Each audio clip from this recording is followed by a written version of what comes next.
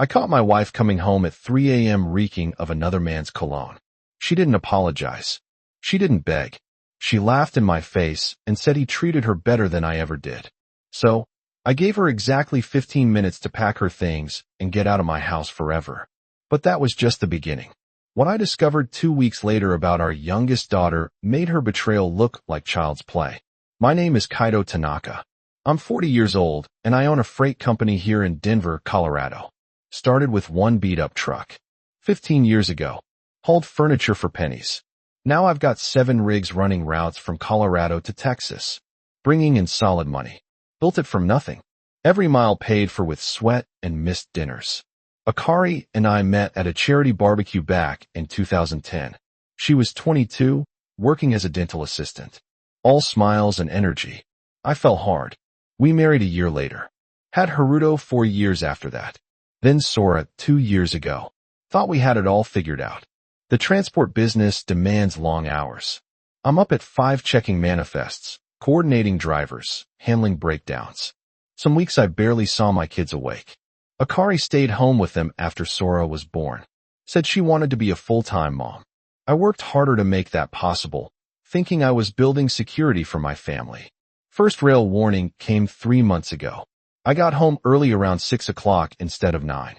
Found Akari in the bedroom. Phone pressed to her ear, laughing in a way I hadn't heard in years. The moment she saw me, her face went blank. She said it was her friend Yumi. Hung up fast, too fast. Then came the girls' nights every Thursday. Book club on Tuesdays, yoga on Saturday mornings that somehow took 4 hours. Our checking account showed charges at restaurants I'd never heard of, boutiques and neighborhoods she had no business being in. I'm not some paranoid fool. I trusted my wife. But when Haruto asked me why mommy was always going out, something shifted in my gut. A 5-year-old shouldn't notice his mother's absence more than his father does. 2 weeks ago, I came home to find Akari on the couch staring at her phone with this smile. Secretive, intimate. When I asked what was funny, she jumped like I caught her stealing. Just a meme Yumi sent, she said, locking her screen. That night, lying in bed beside her, I realized I didn't know my wife anymore. The woman who used to curl against me now slept with her back turned, phone clutched in her hand, even while sleeping. I started paying attention, really paying attention. The way she dressed up for errands, how she angled her phone away when texting, the new password on her laptop. Last Thursday, I told her I had a late delivery. Instead, I parked 2 blocks from our house and waited. At 7:30, Akari walked out wearing a black dress I'd never seen, heels clicking against a driveway. She drove toward downtown. I followed her to the Continental, an upscale steakhouse. Through the window, I watched her slide into a booth across from a man in an expensive suit, mid-40s, slick back hair, confident smile. She touched his hand across the table. I sat in my truck for 20 minutes, hands gripping the steering wheel until my knuckles went white. Took photos, watched them laugh together like old friends. Except friends don't look at each other like that. Drove home, put Haruto and Sora to bed, waited. Now it's 2:15 in the morning, and I'm sitting in the dark living room. Photos pulled up on my phone, listening for her car. Headlights swept across the living room wall at 2:43 a.m. I didn't move from the armchair, just sat there in the darkness, phone in my hand, heart hammering against my ribs. Car door slammed. High heels clicked up the driveway, uneven like she'd had a few drinks. The front door lock turned, and Akari stepped inside. She didn't see me at first.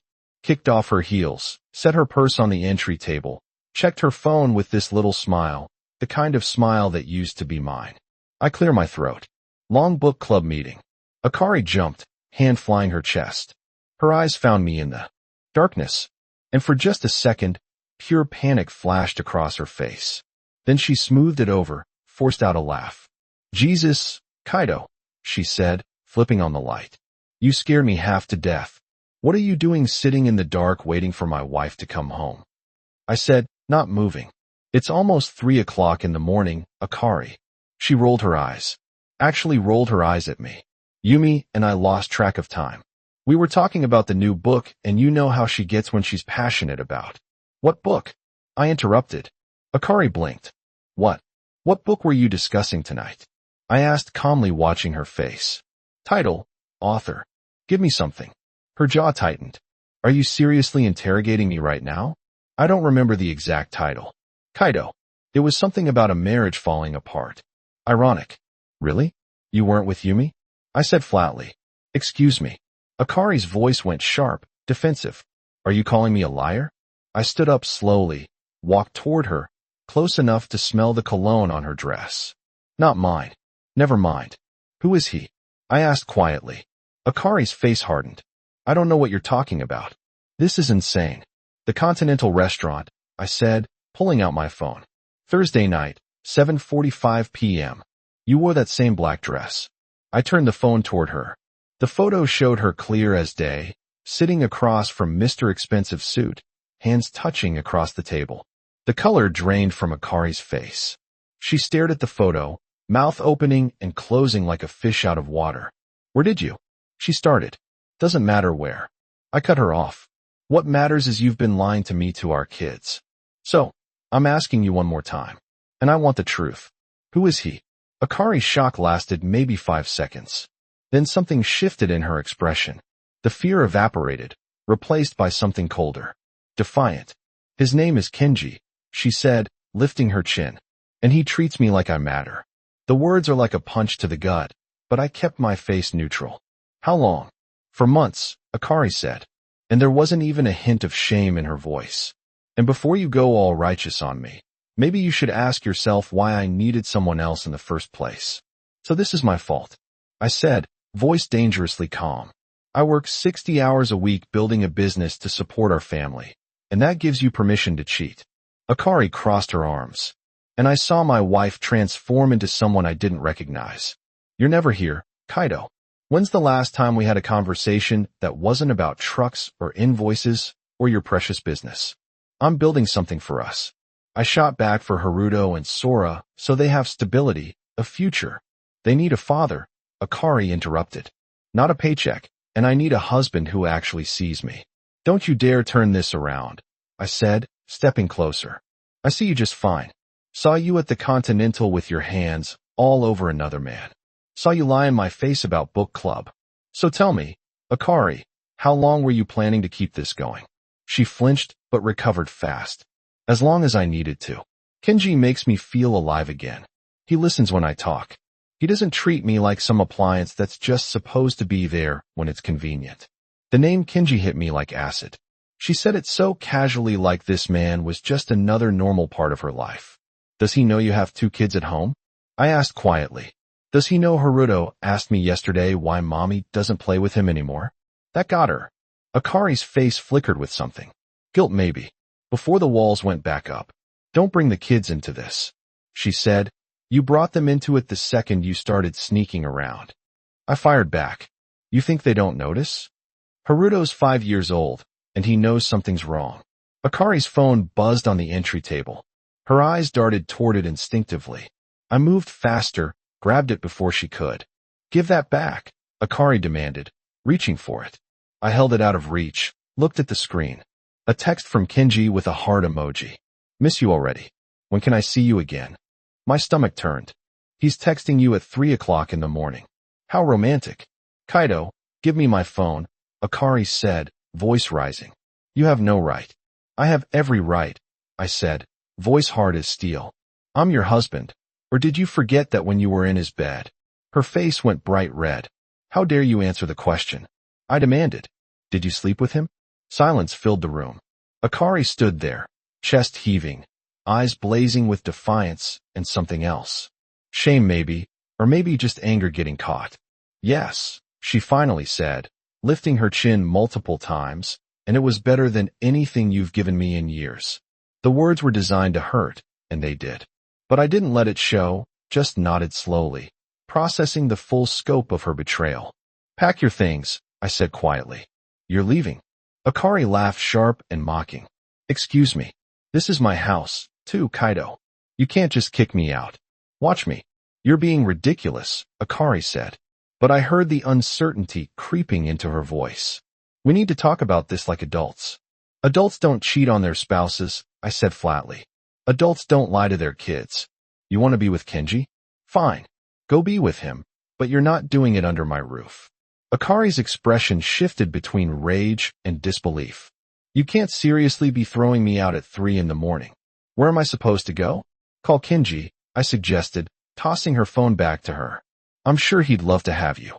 She caught it, fumbling slightly. Kaido, please. Can we just calm down and discuss this tomorrow? The kids are sleeping upstairs. Don't. I cut her off, voice dropping to something cold and final. Don't you dare use our children as an excuse now. You didn't think about them when you were betraying your family with him. Akari's face went white then red. You're unbelievable. You think you're so perfect, don't you? Working all the time, barely home. And when you were here, you're exhausted or stressed. I was lonely, Kaido. I was drowning, and you didn't even notice. So, you decided to have an affair instead of talking to me. I asked. Instead of suggesting counseling or telling me you were unhappy, you just went straight to betrayal. I tried talking to you. Akari shot back. You never listened. Every conversation ended with you checking your phone or worrying about some delivery schedule. That's garbage and you know it. I said I asked you every single day how you were doing. You always said fine. You lied to me every single day for 4 months while you were sleeping with him. Her jaw clenched. Maybe I lied because you wouldn't have cared anyway. That was it, the final straw. I walked to the closet, pulled out a suitcase we use for vacations, threw it at her feet. You have 20 minutes, I said. Pack what you need. The rest we'll figure out through lawyers. Akari stared at the suitcase, then at me. You're not serious. I've never been more serious in my life. I replied, 20 minutes starting now. Kaido, 19 minutes, I said, checking my watch. Something in my tone must have convinced her I meant it. Akari grabbed the suitcase, fury radiating off her as she stomped toward our bedroom. I stood there in the living room, listening to her bang around upstairs, throwing clothes and toiletries together. My hand was shaking. My heart was pounding, but my resolve was solid as concrete. Footsteps on the stairs made me turn. Haruto stood there in his dinosaur pajamas, rubbing his eyes, looking confused and scared. Daddy, he said quietly. Why is Mommy mad? I knelt down fast, putting myself at Haruto's eye level. Behind me, I could hear Akari's footsteps stop on the stairs. Hey, buddy, I said softly, forcing my voice to stay calm. Mommy's not mad. She's just packing some clothes for a trip. Haruto rubbed his eyes again, looking past me toward the stairs where Akari stood frozen. Is Mommy going away? Just for a little while, I said, heartbreaking at the confusion in his face. But you and Sora are staying here with me. We're going to have a fun weekend together. I want Mommy, Haruto said, lower lip. Trembling. Akari moved down the stairs, and I stood up, blocking her path to Haruto with my body. She looked at our son, and for the first time tonight, genuine emotion showed on her face. Guilt, maybe, regret, but it was too late for that. Haruto, sweetheart, Akari said, voice catching. Go back to bed. Mommy will come say goodnight in a minute. You'll do no such thing, I said quietly, just loud enough for her to hear. You're leaving now. Akari's eyes flashed. He's my son, Kaido. You can't keep me from. Watch me. I interrupted. You made your choice tonight. You chose Kenji over this family. Now live with it. Haruto started crying. The kind of confused tears that come when kids know something's very wrong but don't understand what. I picked him up, held him against my chest. Sure, it's okay, I murmured into his hair. Everything's going to be okay. Akari reached out like she wanted to touch him, but I turned away, carrying Haruto toward the stairs. Kaido, Akari started. That's not even my name, I said without looking back. Finish packing. Be gone in 15 minutes, or I'm calling the police and showing them those photos. I'm sure they'd love to hear about how you abandoned your children to sleep with another man. I didn't wait for her response. Carried Haruto up to his room, laid him back in his bed, pulled the covers up to his chin. His tears had slowed, but his eyes were still wide and scared. Where's Mommy going? He asked again. I smoothed his hair back, choosing my words carefully. Mommy made some grown-up mistakes, buddy. She needs to go think about them for a while, but I'm here. I'm not going anywhere. Promise, Haruto whispered. I promise, I said. And I'm in it with everything in me. Now, close your eyes and get some sleep. Tomorrow, we'll make pancakes for breakfast. The Mickey Mouse ones you like. I got a tiny smile. Haruto closed his eyes, and I sat there on the edge of his bed until his breathing evened out. Downstairs, I heard the front door open and close. Car engine starting, tail lights fading down the street. Akari was gone. I sat there in Haruto's room for another 10 minutes, making sure he was really asleep before heading back downstairs. The house felt different now, emptier, but also cleaner somehow, like a poison had been drained out. My phone buzzed. Text from an unknown number. You're going to regret this. I'll take everything. The house, the business, the kids. You'll have nothing. Akari texting from Kenji's phone probably. I stared at the message for a long moment, then blocked the number. Let her try. Morning came too fast. Haruto woke me up at 6:30, bouncing on my bed, asking about the promised pancakes. I'd barely slept 3 hours, but I dragged myself up, forced a smile, and headed to the kitchen. Sora was already awake in her crib, babbling to her stuffed elephant. I changed her diaper, got her dressed, settled her in the high chair, while Haruto climbed onto his stool at the kitchen counter. Where's Mommy? Haruto asked again, watching me mix pancake batter. She's at Grandma Mrs. Sato's house. I lied, hating myself for it. She needed to help Grandma with something. It was weak, but Haruto seemed to accept it. For now, I made the pancakes, served them up with syrup and strawberries, watched my kids eat while my mind raced through everything that needed to happen. Lawyer, custody arrangement, protecting my business. The house. My phone rang. Mr. Sato, Akari's father. I stepped into the living room to answer. Kaido.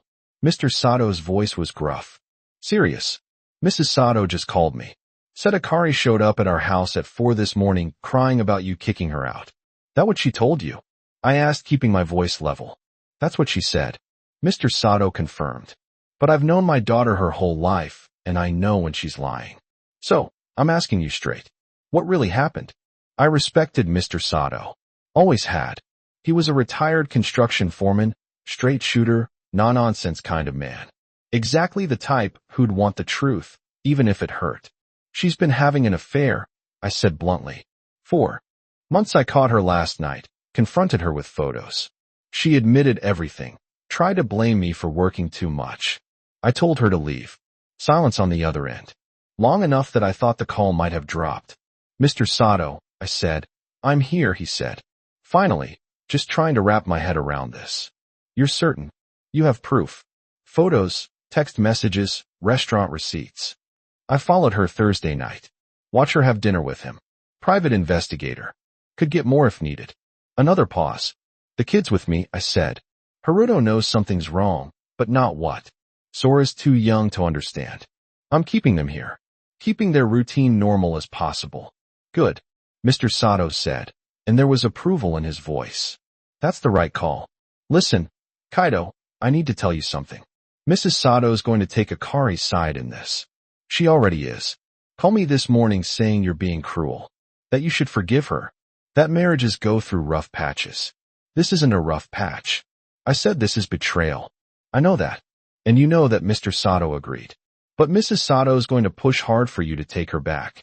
She's already talking about coming over there to get the kids, saying Akari needs them. My grip tightened on the phone. That's not happening. I know, Mr. Sato said. And I'm on your side here. I'll do what I can to keep Mrs. Sato from making this worse. But you need a lawyer up, son, today? Because if I know my wife, she's already convincing Akari to go after everything you've got. Mr. Sato's warning came true faster than I expected. Sunday afternoon, 2 days after I kicked Akari out, Mrs. Sato showed up at my door with Akari in tow. I was in the backyard with Haruto and Sora pushing them on the swing set when I heard the doorbell. Through the fence, I could see Mrs. Sato's silver Lexus in my driveway. Stay here, buddy. I told Haruto. Keep an eye on your sister for a minute. I walked around to the front, and there they were. Mrs. Sato stood on my porch in her church clothes, arms crossed. Face set in stone. Akari hung back by the car, wearing sunglasses despite the overcast sky, probably hiding swollen eyes. Mrs. Sato, I said, not opening the door. What can I do for you? You can let me see my grandchildren, Mrs. Sato said sharply. And you can stop this nonsense with my daughter. The kids are fine, I said. They're playing in the backyard. and what happened between Akari and me isn't nonsense. Mrs. Sato's face re-eamed. Kaito Tanaka, you listen to me. I've been married to Mr. Sato for 38 years. Marriages have problems. Couples work through them. You don't just throw away a family because of one mistake. One mistake. I repeated, feeling my jaw tighten. She had an affair for 4 months. Mrs. Sato, she lied to me, to the kids, to everyone. That's not a mistake. That's a pattern of choices. She made an error in judgment, Mrs. Sato insisted. But she's sorry. She wants to come home, work on the marriage. You're being stubborn and cruel. Akari moved closer, taking off her sunglasses. Her eyes were indeed swollen and red. Kaito, please, can we just talk? I miss Haruto and Sora. I miss you. You should have thought about that before you slept with Kinji, I said flatly. Mrs. Sato's face twisted with disapproval. There's no need for that language. And frankly, you bear some responsibility here, too. Akari told me how much you work, how you're never home. A woman has needs, Kaito. Emotional needs. My hands clenched into fists. So it's my fault she cheated. Is that what you're saying? I'm saying marriage takes 2 people, Mrs. Sato said. And maybe if you'd been a better husband, she wouldn't have needed to look elsewhere for companionship. That did it. Something inside me snapped. Get off my property, I said, voice low and dangerous. Right now? Mrs. Sato blinked, taken aback. Excuse me. You heard me, I said. You come to my house, insult me, blame me for your daughter's infidelity, and expect me to just take it. No, leave. Now, I want to see my grandchildren, Mrs. Sato demanded. And I want a faithful wife. I shot back. Guess we're both disappointed. The kids are staying with me. When I'm ready, I'll arrange supervised visits. Until then, you're not welcome here. Akari stepped forward. Kaito, you can't keep my children from me. I have rights. So do I said. And right now, my right is to protect them from the chaos you created. You want to see them? Get a lawyer. We'll let the courts decide. Mrs. Sato's face went purple with rage. Mr. Sato will hear about this. This is unacceptable. Mr. Sato already knows. I said, call me yesterday. Unlike you, he actually wanted to hear the truth instead of just defending his daughter. That struck home. Mrs. Sato's mouth opened and closed like a fish. Monday morning, I'm filing for divorce. I continued. I'm asking for full custody based on parental abandonment and adultery. Akari can fight it if she wants, but she's going to lose. Mrs. Sato and Akari left, tires screeching as they pulled out of my driveway. I stood there for a moment, hands still shaking with adrenaline before heading back to the kids. Haruto looked up from the sandbox. Was that Mommy? Yeah, buddy, I said, kneeling beside him. But she had to go. When is she coming back? Haruto asked, and the hope in his voice broke my heart. I don't know yet, I said. Honestly, but you've got me. That's not changing. That night, after I got both kids bathed and in bed, my phone rang. Mr. Sato again. Mrs. Sato just left here in a fury. Mr. Sato said without preamble. Told me you kicked her out, refused to let her see the kids, and were being completely unreasonable. That what she said? I asked tiredly. That's her version. Mr. Sato confirmed. Now I want yours. I told him everything. Mrs. Sato blaming me, defending Akari's affair, demanding access to the children like she had some right to override my decisions as their father. Mr. Sato was quiet for a long moment. Then he sighed heavily. Kaito, I need to tell you something, he said. Something I probably should have told you years ago. This isn't Akari's first affair. My blood ran cold. What? She had one in college. Mr. Sato said cheated on her boyfriend at the time. A good kid named Taro. Broke his heart. Mrs. Sato swept it under the rug. Said it was just Akari being young and confused. Made excuses for her. Why didn't you tell me? I asked, feeling betrayed all over again. Because I hoped she'd grown up, Mr. Sato said. And there was genuine regret in his voice. I hoped marriage and kids would change her. I was wrong. And I'm sorry, son. I'm sorry I didn't warn you. I sat down hard on the couch processing this information. She's done this before, and Mrs. Sato covered for her. Mrs. Sato enables her. Mr. Sato said bluntly. Always has. Makes excuses. Blames everyone else. Never holds Akari accountable. It's why our daughter is the way she is. What am I supposed to do with this information? I asked. Use it. Mr. Sato said Taro might be willing to testify about Akari's character if it comes to a custody hearing. And Kaido, I wanted to know something else. When you file for divorce, when you fight for those kids, I'm testifying on your behalf. I sat up straight. You testify against your own daughter. I testify for my grandchildren. Mr. Sato corrected. Haruto and Sora need stability. They need a parent who puts them first. Right now, that's you. Akari's proven she can't be trusted, and I'll be determined not to let Mrs. Sato manipulate the courts into giving custody to someone who abandoned her kids for an affair. My throat tightened with emotion. Mr. Sato, I don't know what to say. Don't say anything, he said gruffly. Just be the father those kids need and get yourself a good lawyer. I'm recommending Mr. Ishikawa. He's tough, doesn't take nonsense, and he owes me a favor. I'll call him tomorrow. Tell him to expect you. Thank you. I managed. One more thing. Mr. Sato said Mrs. Sato's going to make your life hell. She's already talking about getting a lawyer for Akari, going after your business, the house, everything. She wants to punish you for embarrassing her. Daughter. Let her try, I said. That's the spirit, Mr. Sato said with approval. You're a good man, Kaido. Better than Akari deserved. Those kids are lucky to have you. After we hung up, I sat in the quiet house feeling something shift. I wasn't alone in this fight. I had Mr. Sato in my corner, and that made all the difference. 3 weeks into the divorce proceedings, my lawyer, Mr. Ishikawa, called with news that stopped my heart. Kaido, we need to talk about something sensitive. Mr. Ishikawa said during discovery, Akari's lawyer submitted medical records. There's something in there about a pregnancy termination from 18 months ago. I sat down hard. What? Akari was never pregnant 18 months ago. According to the records, she was, Mr. Ishikawa said carefully. 8 weeks along had a termination at a clinic in Boulder. You didn't know? My mind raced back. 18 months ago, Sora would have been 6 months old. Akari had been distant then. Said it was postpartum issues. I believed her given her space. She never told me. I said quietly. Are you saying? I'm saying the timeline is suspicious. Mr. Ishikawa interrupted. If she was already involved with Kenji 18 months ago, there's a possibility that pregnancy wasn't yours. And Kaido, I hate to ask this, but have you considered the possibility that Sora might not be yours either? The world tilted sideways. Sora, my baby girl. The thought that she might not be mine felt like someone had reached into my chest and squeezed. Get the DNA test ordered. I heard myself say. For Sora, I need to know. The next week was the longest of my life. I took Sora to the clinic, let them swab her cheek, gave my own sample. Haruto was definitely mine. No question. He looked just like me. Had my mannerisms, everything. But Sora had Akari's features. I never questioned it before. When the results came back, Mr. Ishikawa called me into his office. The envelope sat on his desk.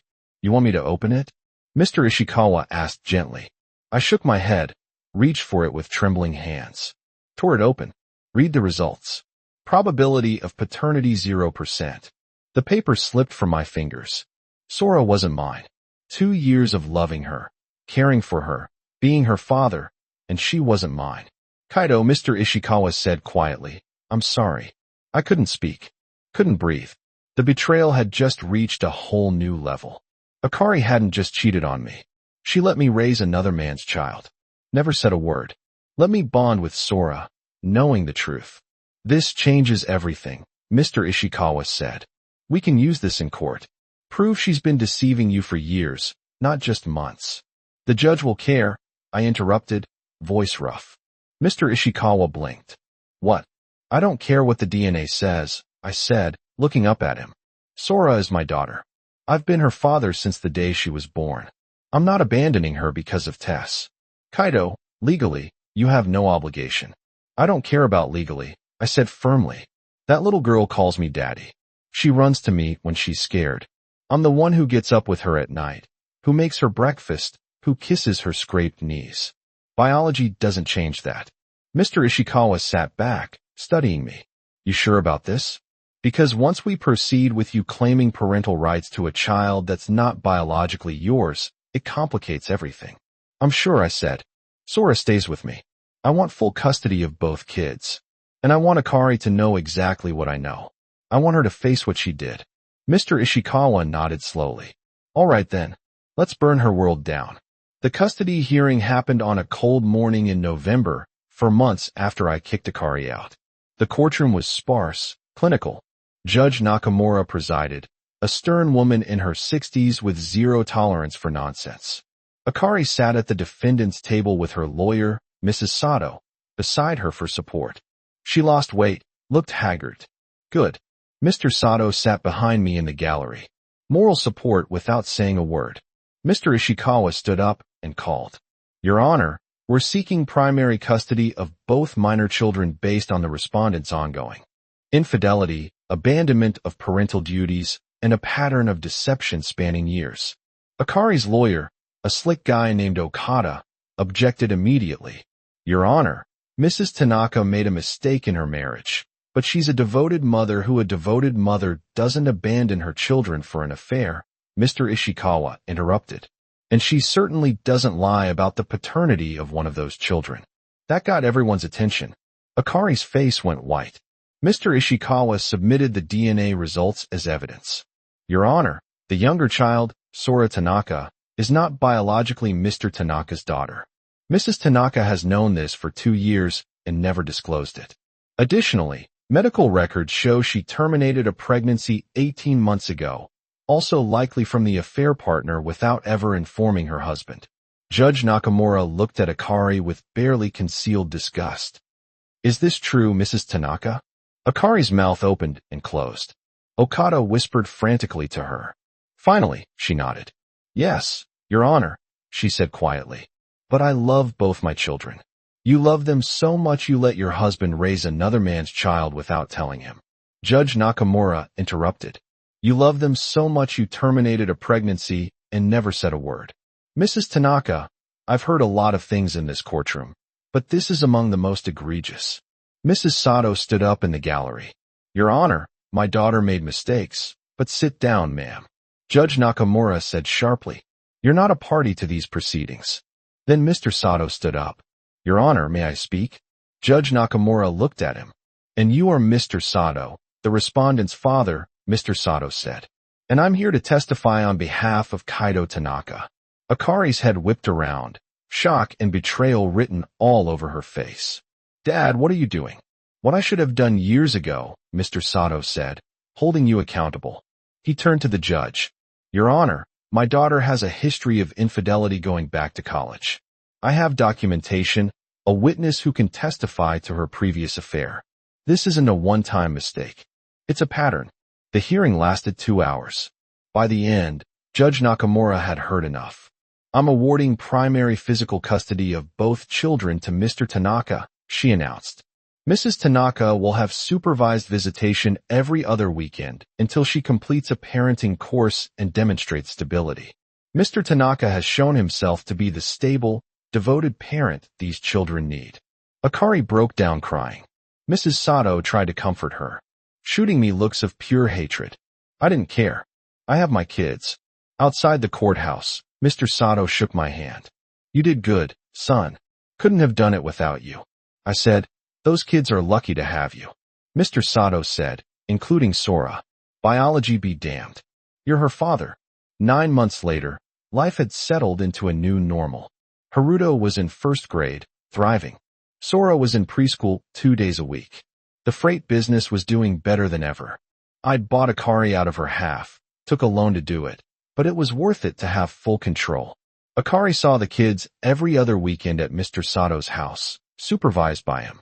She'd moved in with Kenji, but apparently that relationship was falling apart, too. Shocker.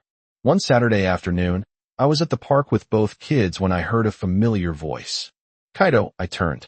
Mei stood there looking almost exactly like she had 7 years ago. Same warm smile, same kind eyes. Mei, I said, genuinely surprised. Wow, it's been forever. I heard about the divorce, she said carefully. I'm sorry you went through that. Don't be, I said. Best thing that could have happened. Freed me up to actually live. Mei smiled. These your kids? Yeah. Haruto and Sora? I said, watching them on the swings. Best part of my life. We talked for 20 minutes. easy and comfortable. She was divorced, too. Had a daughter in second grade. We exchanged numbers, made plans for coffee. As she walked away, I felt something I hadn't felt in years. Hope. The future suddenly looked brighter than it had in a very long time.